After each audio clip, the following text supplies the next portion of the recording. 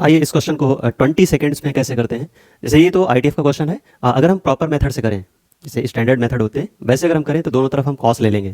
तो इधर आ जाएगा कॉस थीटा और इधर आ जाएगा cos alpha plus beta type का होगा। तो कॉस अल्फा प्लस बीटा को हम ओपन कर देंगे, कॉस अल्फा कॉस बीटा और minus sine alpha sign beta, उससे हम ओपन कर देंगे। लेकिन हमें यहाँ पर उस मेथड से नहीं करना है, हम शॉर्टकट मेथड से यूज कर लेंगे। अब देखो इसमें हमें एक्स और वाई की वैल्यू कुछ पुट करनी रहेंगी। अब ऐसा नहीं कि यहाँ पर आपने एक्स और वाई की वैल्यू थीटा के टर्म्स में पुट कर दी, मतलब जैसे नहीं एंगल 30 डिग्री 60 डिग्री, ऐसे नहीं, क्योंकि ये इन्वर्स का इनपुट है। तो यहाँ पर आपको इस बात का ध्यान रखना है कि कॉस इन्वर्स की जो रेंज होती है वो होती है -1 से 1। तो एक्स की ऐसी वैल्यू पुट करो जो -1 से 1 के बीच में ये आ जाए पूरा एक्सप्रेशन, मतलब x/2 -1 से 1 हो। तो यहाँ पर हम x की वैल्यू पुट कर लेते हैं 1, x = 1 पुट कर देते हैं और y = 0 पुट कर लेते हैं। ऐसा कर लेते हैं। और ऐसा मत करना कि यहाँ पर x और y दोनों 0 पुट कर दो, दोनों 0 पुट कर दो तो ये पूरा 0 ही हो जाएगा, तो वहाँ से हम k की वैल्यू निकाल नहीं पाएंगे।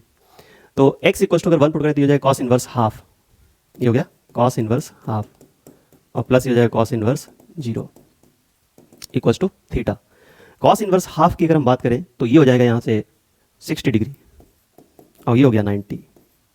तो थीटा की वैल्यू 150 डिग्री हो गई, कितनी हो गई 150। अब इसमें देखते हैं तो ये हो जाएगा k² और sin स्क्वायर 150, तो ये हो जाएगा 1/2 का स्क्वायर इक्वल्स टू x की वैल्यू यहाँ पे 1 है तो ये 1 पुट करेंगे, y ये 0 है तो ये 0 हो जाएगा, तो यहाँ पे आ जाएगा 9 आ जाएगा।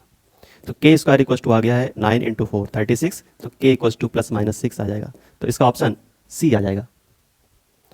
और वैसे अगर करोगे स्टैंडर्ड मेथड से तो दोनों तरफ कॉस ले लो यहाँ पर, फिर हम जब कॉस लेंगे ऐसे कॉस, ये आ जाएगा cos inverse x/2 plus cos inverse y/3 equals to ये हो जाएगा कॉस थीटा।